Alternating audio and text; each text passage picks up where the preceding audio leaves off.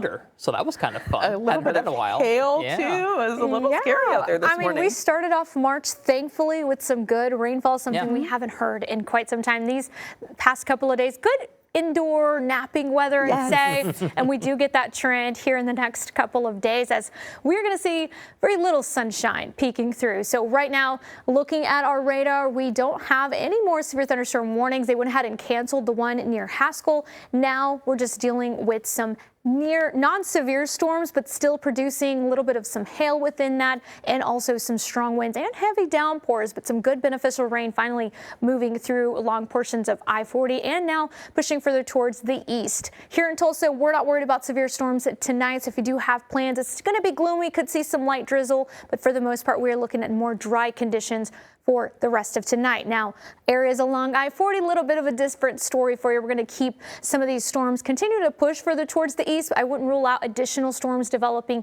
more towards the south here in the next couple of hours. Still, main threat is going to be wind and hail. We just can't completely rule out that tornado risk, especially for areas that have yet really been at least near that boundary that we're going to be monitoring. So that severe thunderstorm watch is until 11 o'clock tonight. We'll see if they go ahead and remove that little bit earlier, but as of now, we're going to be monitoring here throughout the rest of tonight.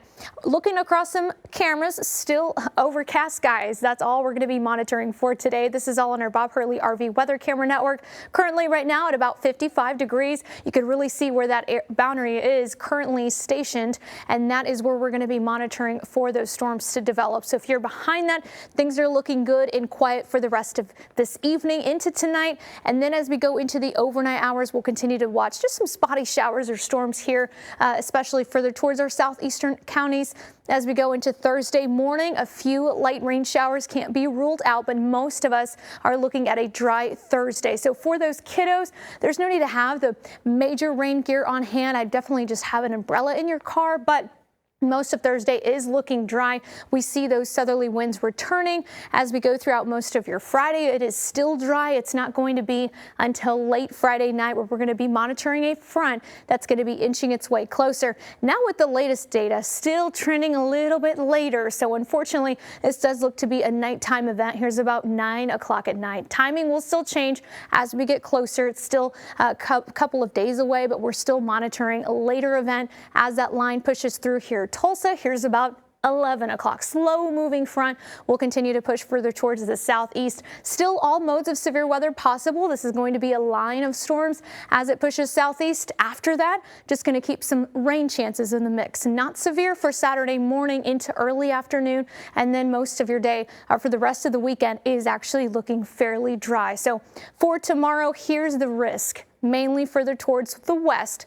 We do have that marginal risk for parts of our viewing area, but for the most part, things are looking fairly quiet. It's not until Friday where we have to monitor all modes of severe weather. And then going into your Tuesday, yet again, Storm Prediction Center has that highlighted. So we, of course, are going to continue to keep you posted as we get closer.